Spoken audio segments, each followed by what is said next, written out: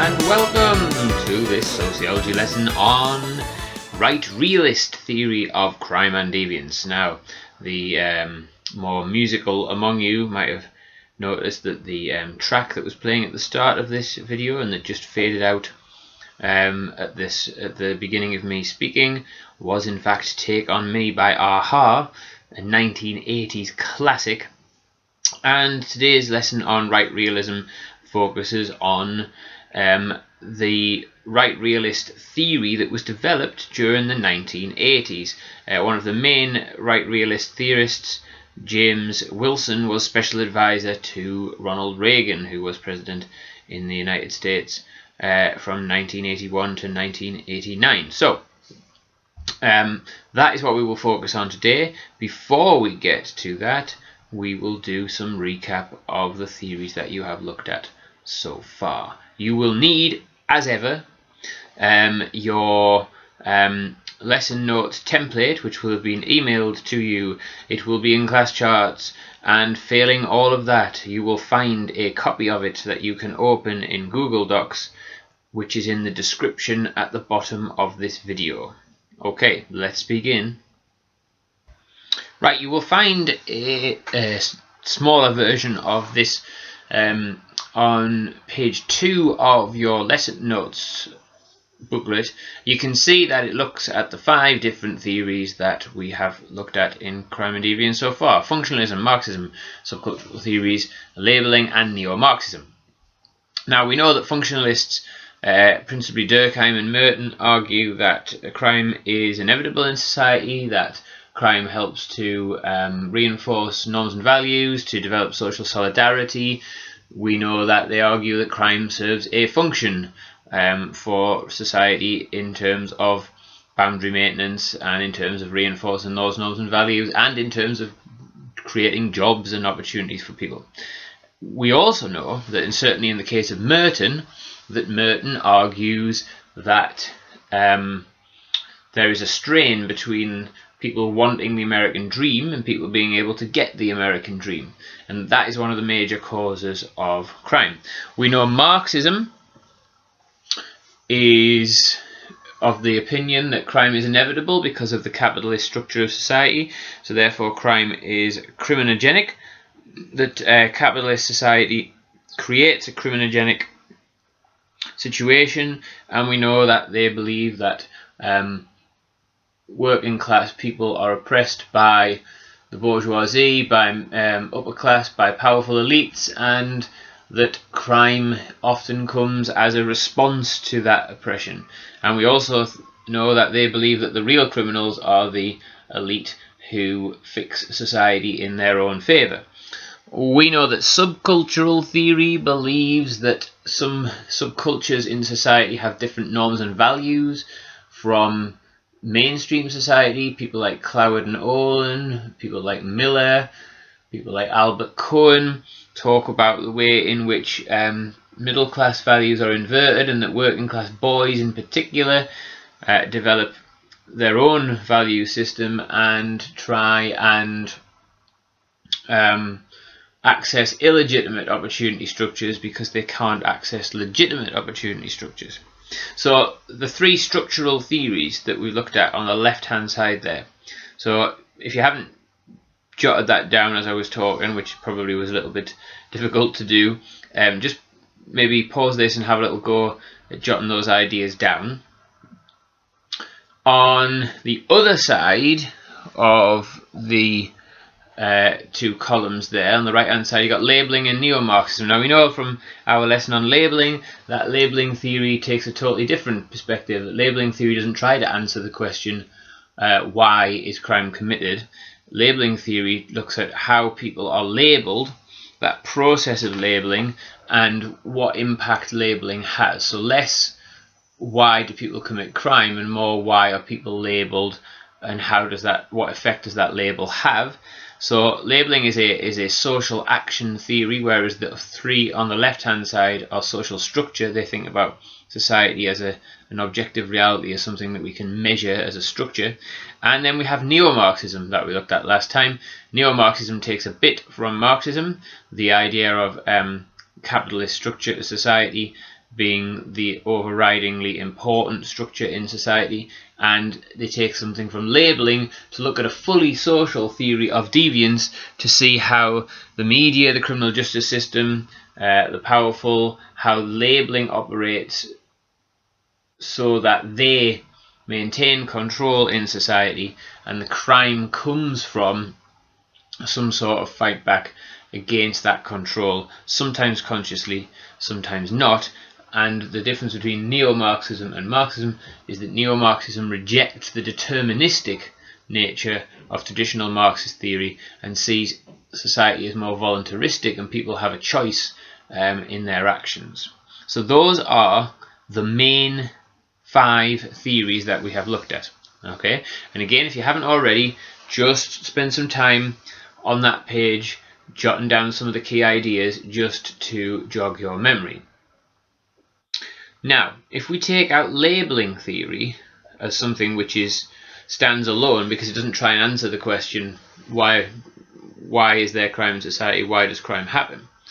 The other theories all have something in common, which is they all, to a certain extent, focus quite heavily on the idea of class being a determinant of why crime is committed, and that a lot of crime is in some way linked to that class structure, or a lot of crime is acquisitive crime, is about trying to get money, trying to get an advantage financially. Now, there's a problem, because all of these theories would seem to suggest that if society became more affluent, if people had more money, if the standard of living improved, then crime would go down. Because if crime is in some way linked to class, some way linked to people's financial situation, the suggestion would be that if people's financial situation improved, and if the financial situation got better and the standard of living got better, then crime would decrease. However, in the second half of the 20th century, just as the standard of living in Western countries increased, so did the crime rate. So that left a question for sociologists to try and work out why, if standard of living was improving, and if people's day-to-day living was generally better, if they were better off financially than in previous generations, why was crime still going up? And secondly, the 4 main theories that aren't labelling theory, so functionalism, Marxism, subcultural, neo-Marxism, they all treat crime in quite an abstract way, and one of the criticisms of those theories is that they don't really pay any attention to the victim. So Marxism, oh yes, well that person got mugged, but the mugger was just fighting back against the capitalist system.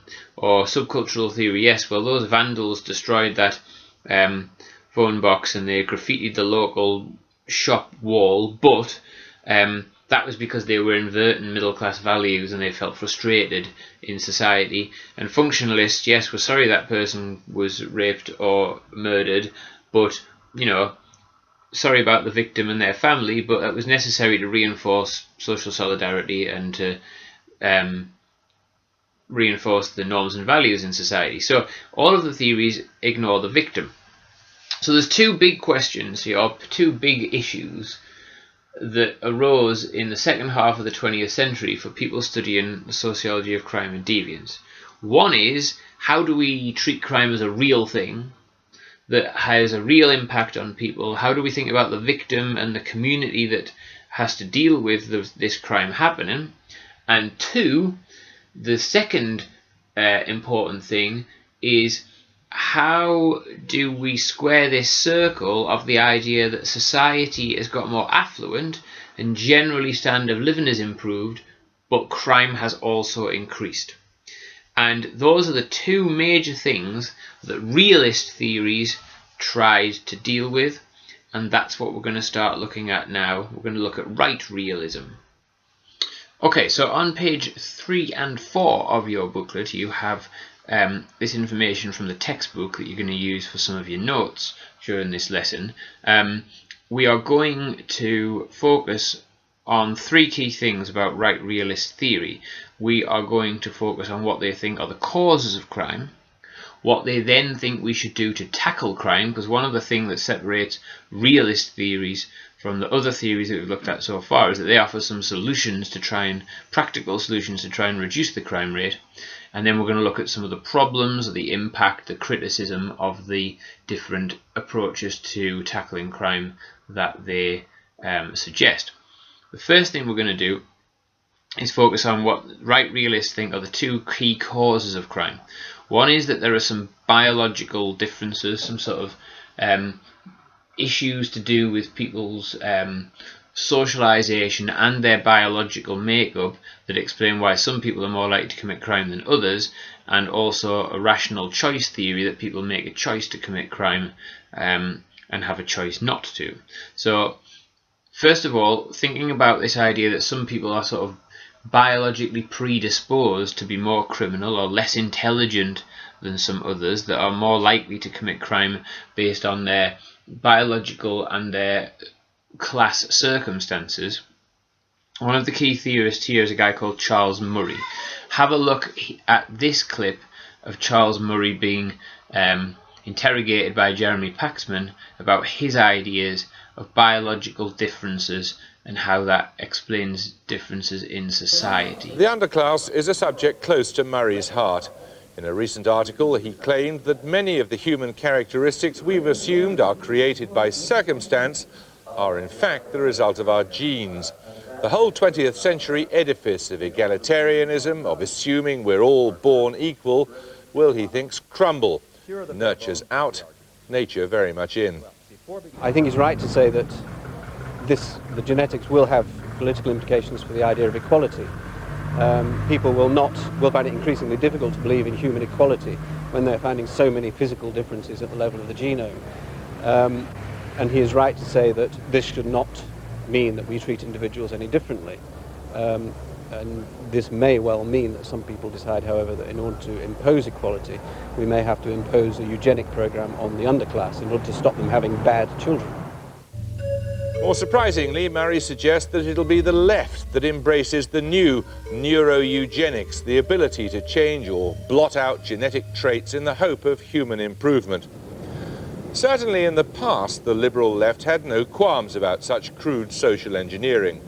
H.G. Wells, Winston Churchill, Maurice Stopes, George Bernard Shaw all advocated that the poor had fewer children through abortion, birth control or even sterilization to improve the human race.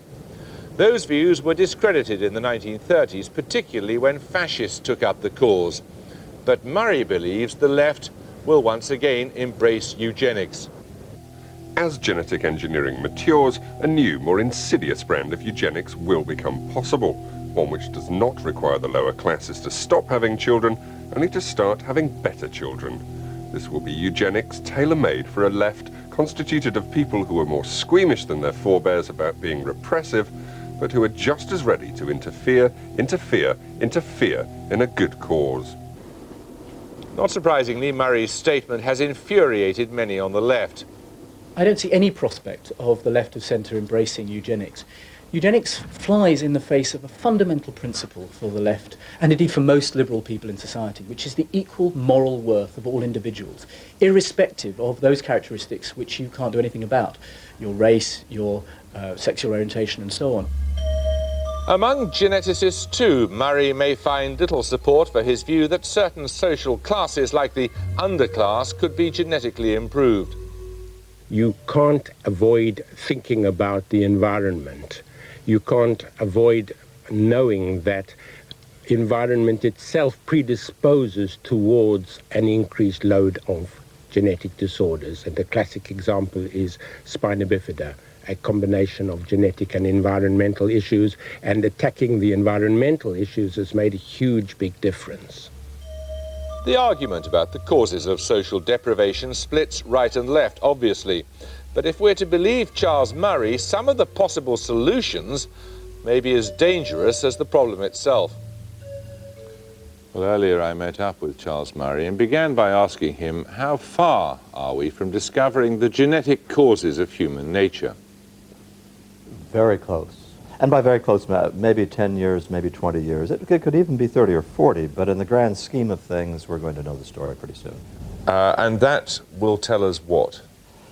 Well, nothing really dramatic in the sense of we find a gene for IQ or a gene for crime.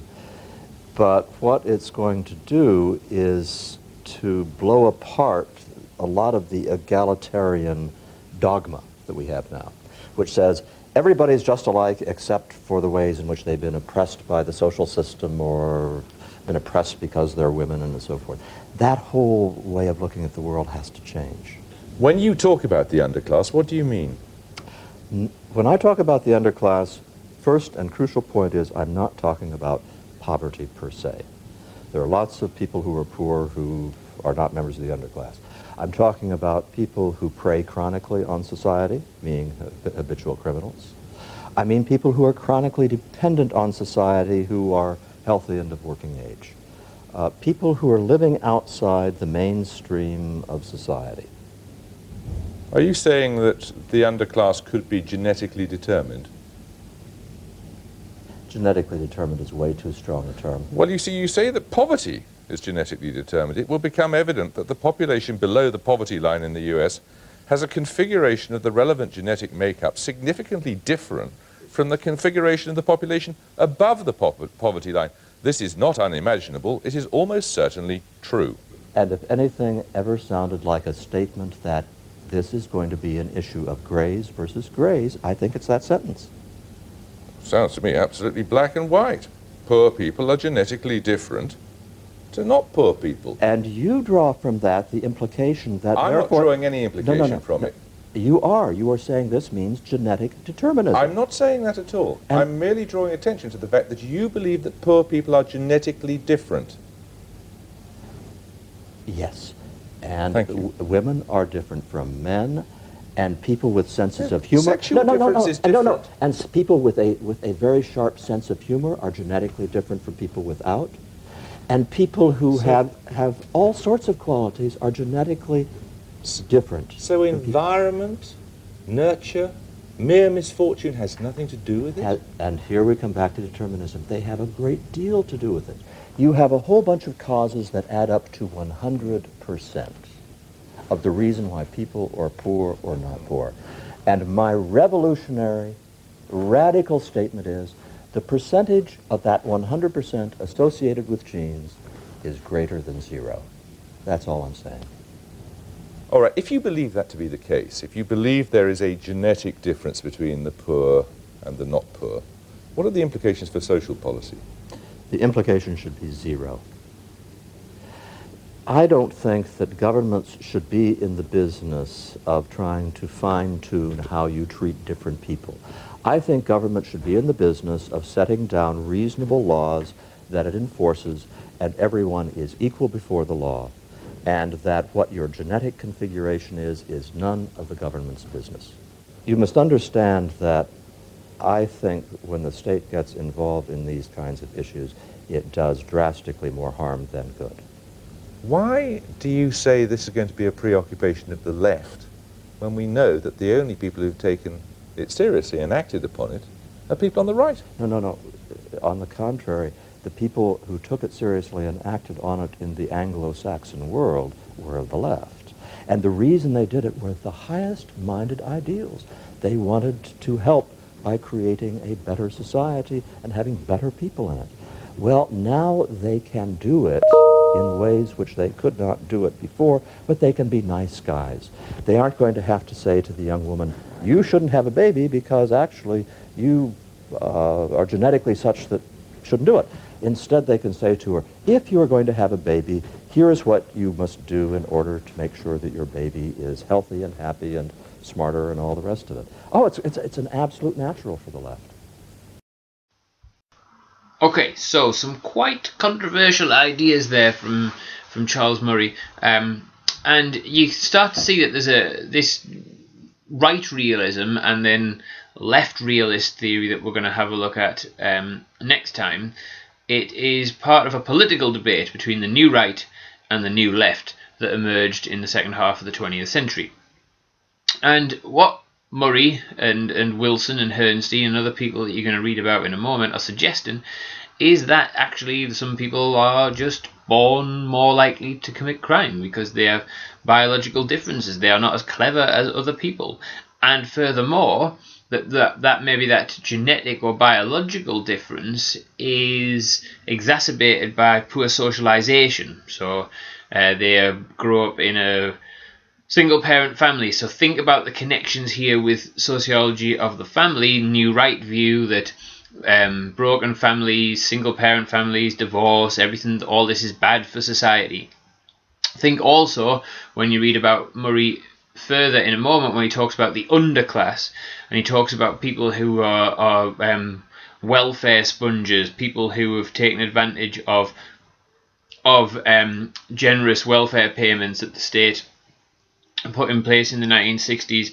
So you have a generation of people who don't bother working, and then they pass their bad habits on to their children, and this creates an underclass, and these people are more likely to get involved in criminal behaviour.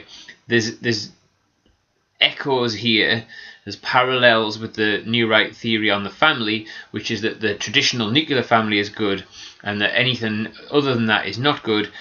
And there's a connection here, because if you don't have a strong nuclear family, then you have broken homes, you have single parent families, you have people sponging off the state, you have an underclass, a group of people who are not contributing to society, and they are more likely to commit crime.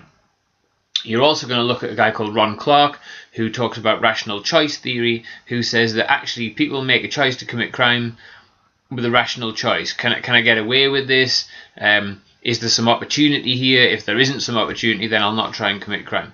So you're going to pause me in a moment. You're going to read pages 3 and 4, which is the bits from the textbook. You're just focusing on the causes of crime. So you're looking at, firstly, biological and socialization issues. So you need to look at Wilson and Herrnstein, and you need to look at Charles Murray.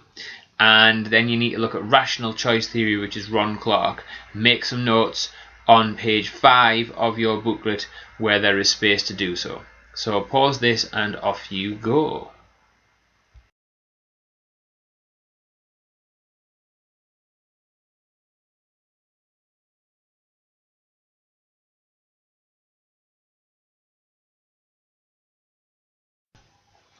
Okay, welcome back from your notes. So you should get a good sense of the idea that the New Right theory says, look, I'll tell you where there's crime. There's crime because people are biologically predisposed to it. There's crime because people are poorly socialized, and there's crime because people make a rational choice in a particular situation. And there's nothing we can do about those causes of crime. It's pointless trying to fix those causes of crime. That's the reality, that there's going to be those causes.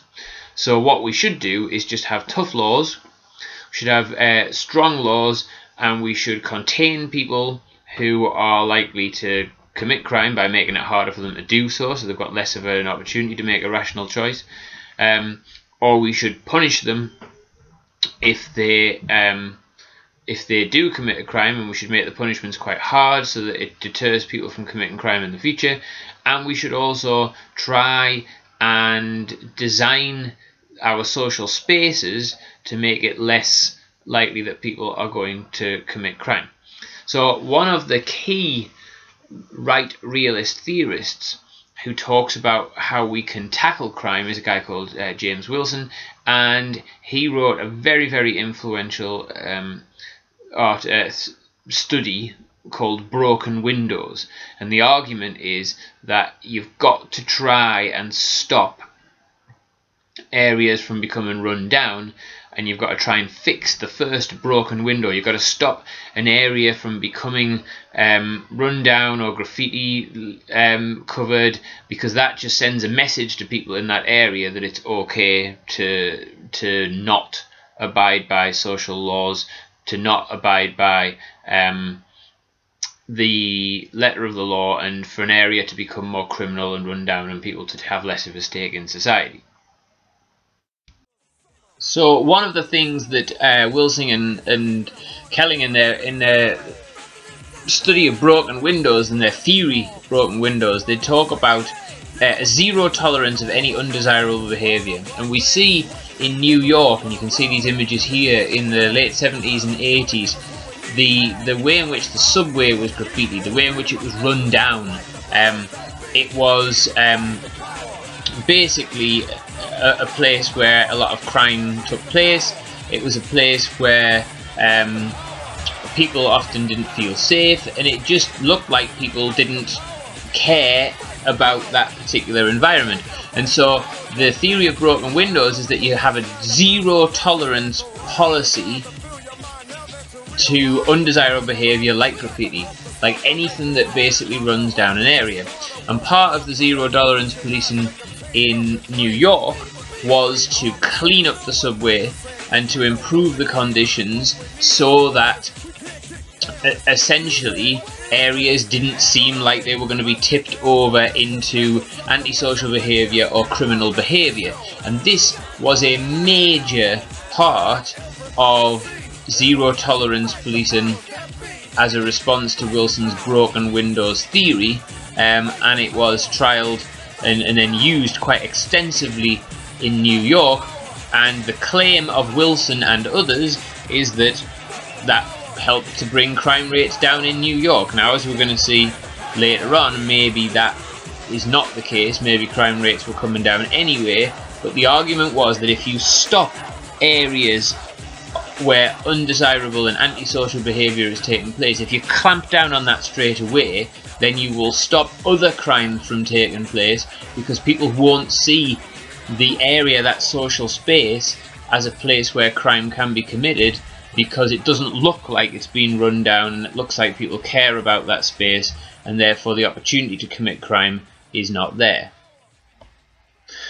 Okay, you'll see on page 6 of your lesson notes booklet that you have some more information on James Wilson's broken windows theory, and you can also find more information about what the New Right believe is the best way to tackle crime on page 4 of your lesson notes booklet, which is the excerpt from the textbook. So all I want you to do is to pause this and to jot down some notes using what you've just seen, using page 6 from James Wilson and using the textbook pages.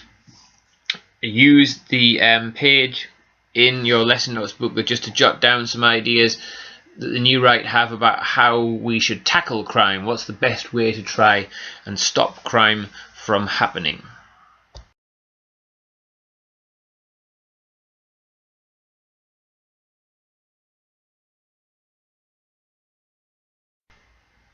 Okay, welcome back to this lesson on right realist theory. We've got some good ideas there about how right realists try and tackle crime. Now we're going to move on to page 8 of the booklet, where we are thinking about some criticisms of right realist theory and look at the impact of the consequences of some of the policy that they put in place.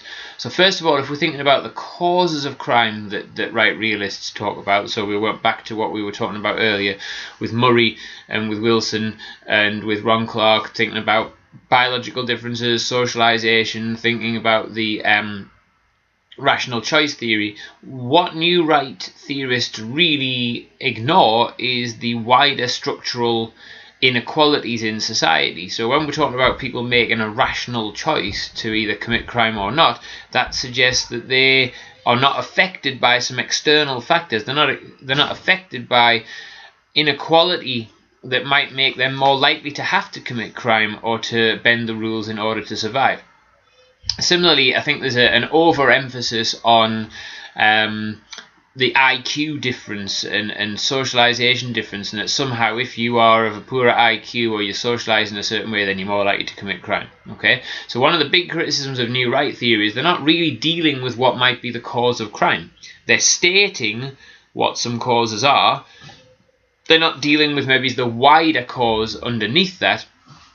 And when we think about some of their strategies for tackling crime, strategies aren't about getting to grips with those underlying problems in society. Their strategies are about containing people or policing people or controlling people in a way that stops the crime from happening. It doesn't deal with the underlying issue of why people might feel the need to commit crime in the first place.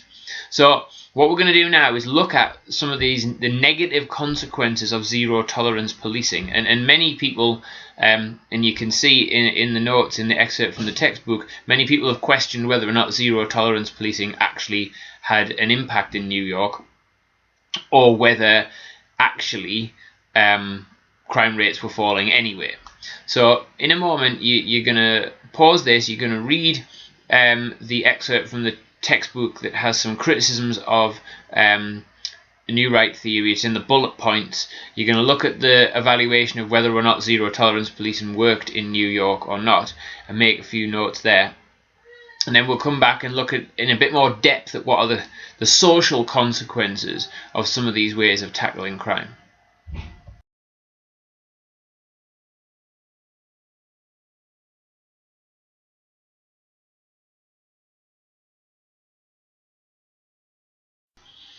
Okay, you should have got some good ideas from the material there about how we can evaluate the right realist idea about the cause of crime, but also about the tackling of crime. We're going to have a look at that in a little bit more detail. One of the things that we can criticize New Right theory for is that in tackling crime, in this idea of having zero tolerance policing, and sort of policing neighborhoods and areas in a particularly stringent way, it opens up the possibility that actually some people can be targeted and can be discriminated against, and can be labelled. So there's a link here to the lesson that we did on labelling theory.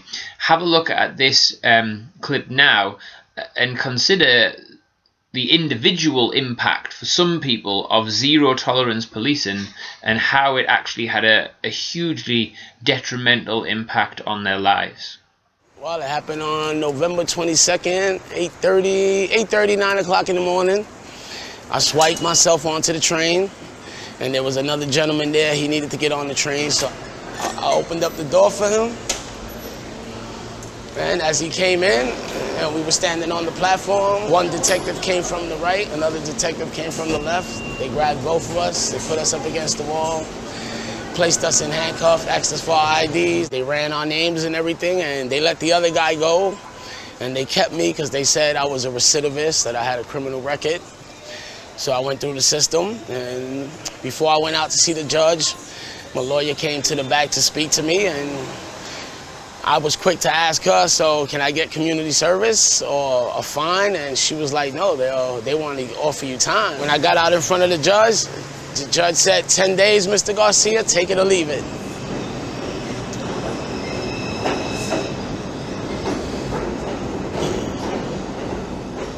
The broken windows theory comes from a magazine article that was published in The Atlantic in 1982. It was written by conservative criminologists George Kelling and James Q. Wilson. Wilson's earlier work had looked at the history of policing and the different styles over time, and he was really interested in the 19th century versions of policing, which were really much more focused on order maintenance than law enforcement.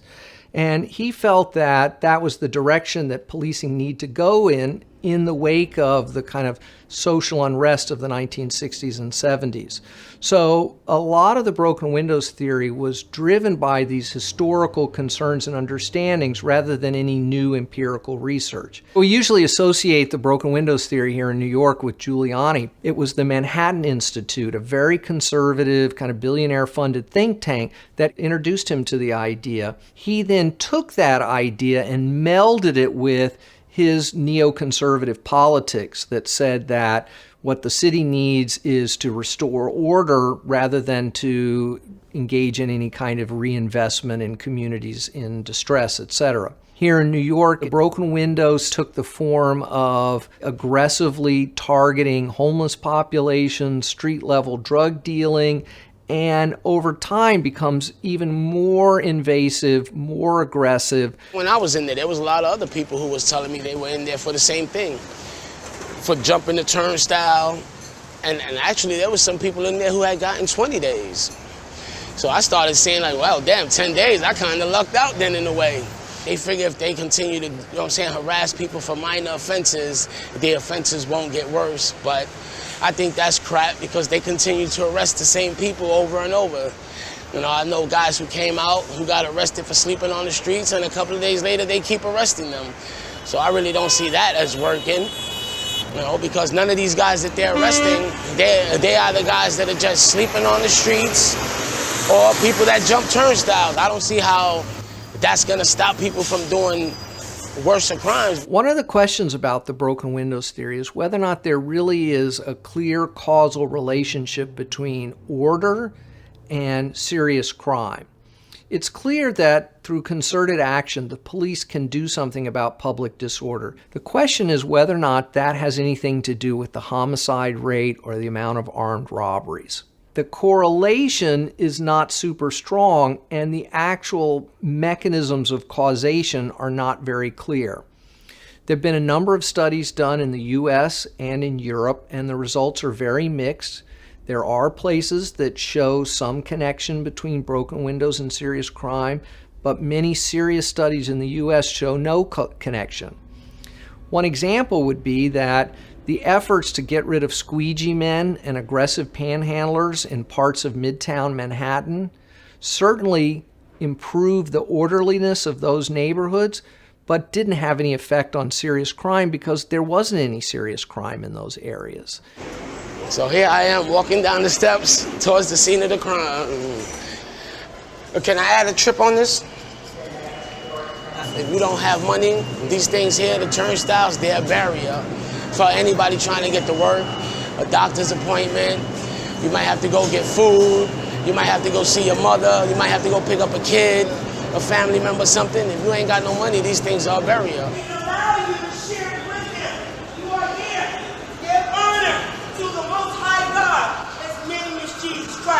Yeah, to me, broken window policing, I think it's just broken policing. The main concern that I have about broken windows policing, which I discuss in my new book, The End of Policing, is that policing comes with a lot of really negative collateral consequences. People who get arrested for low-level infractions run the risk of losing jobs, having family problems, being saddled with significant fines and court costs. And all of this is directed almost entirely towards the poorest members of our community. Officers could have used their discretion to give Mr. Garcia a warning and send him on his way. Instead, they put him in the criminal justice system at a cost of thousands of dollars to the public and undermine his future employability. Here's someone who's had problems with the law in the past, but is employed, is moving in the right direction, and instead of getting support, is being pulled back into a system that's going to make him further alienated, harder to get into mainstream society, and potentially more of a future burden on the rest of us. Does it make sense to invest a huge amount of resources in arresting people for jumping the turnstile? Or does it make more sense to try to come to grips with the fact that there are large numbers of New Yorkers who can't afford to ride the train and that we need to develop a system of reduced fare Metro cards, etc.? In other cities, they just give you a ticket. In New York City, they put you in jail. What's up with that?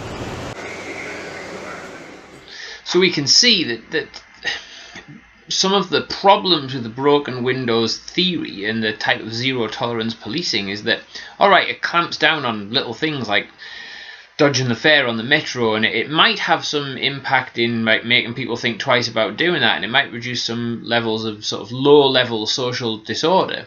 But there isn't really that much evidence that that necessarily stops crimes for more serious offences.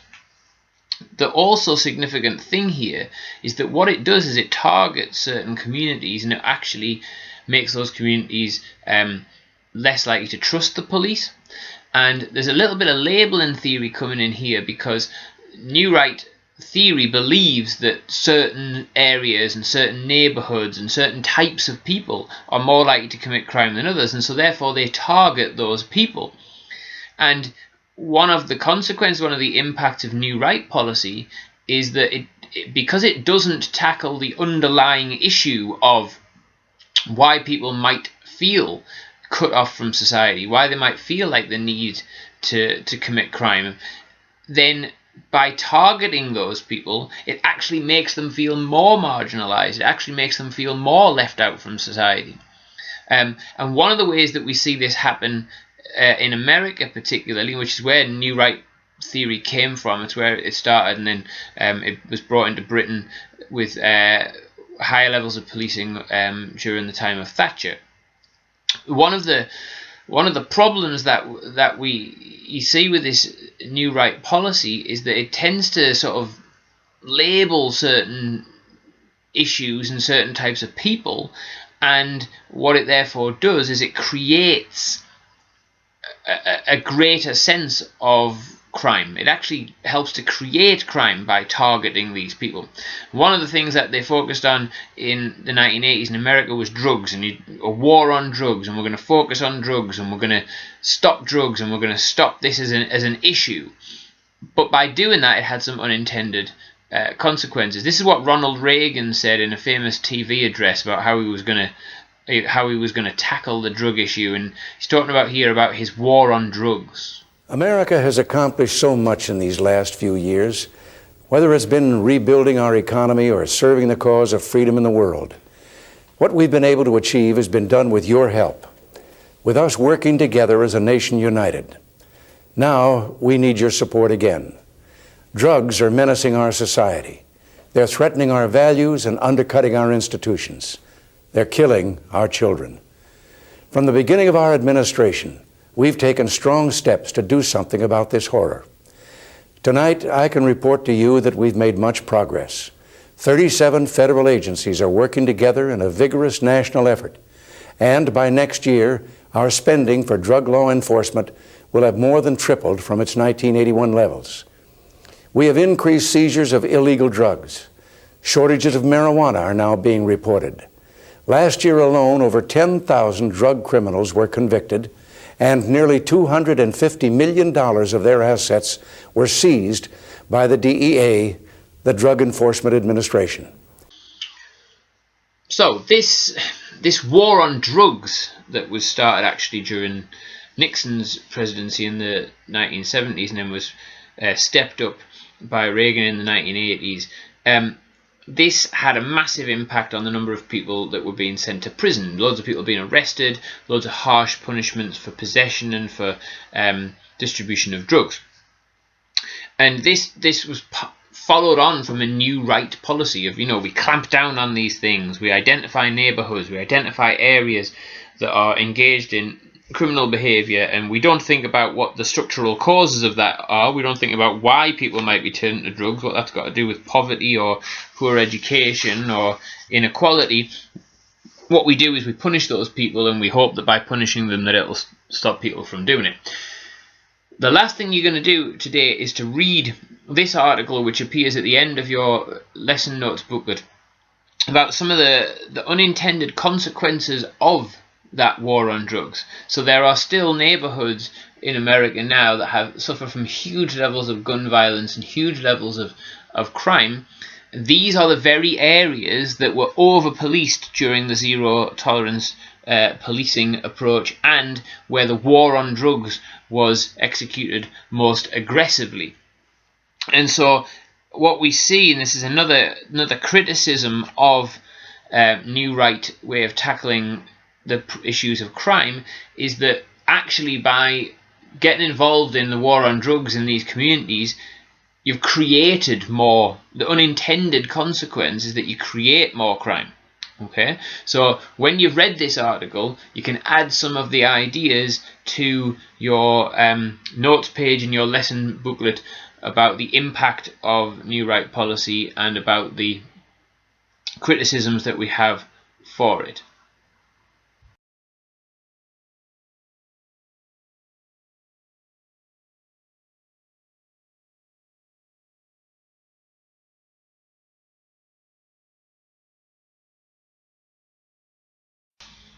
Right, that is it for today on the New Right theory of crime and deviance. So to recap, the previous 5 theories that we looked at, functionalism, Marxism, subcultural theory, labelling theory, and neo-Marxist theory, none of them really deals with the idea of how much of an impact crime has on a society. None of them really deals with the idea that the standard of living is improving, but the levels of crime were also increasing in the late 20th century, and none of them deals with the idea of how you tackle crime in a realistic way and treat it as a real problem. So new right theory, or right realist theory, sees the cause of crime as based in people's biological differences, based on the way in which they are socialized, and based in rational choices that people make in society. And the way they're going to tackle that is by zero tolerance policing that has no tolerance at all whatsoever of antisocial behaviour and any sort of public disorder. And by doing that, and by having harsh punishments and clamping down on people, and by targeting certain areas and certain people, the belief is that you'll stop higher rates of crime and you'll protect communities from crime. We've seen that there are big problems with this, and the biggest problem of all is that new right theory does not properly address what the underlying problems in society might be, some of the inequality that's actually the root cause of this crime that takes place in certain areas of society.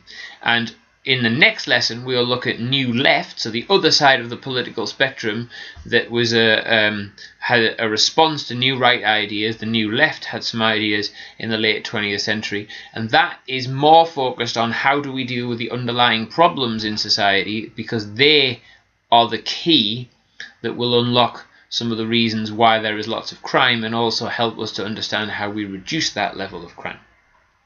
So, I hope you have a useful set of notes. I hope you have enjoyed that lesson, and with AHA playing us out, goodbye, take care, see you later.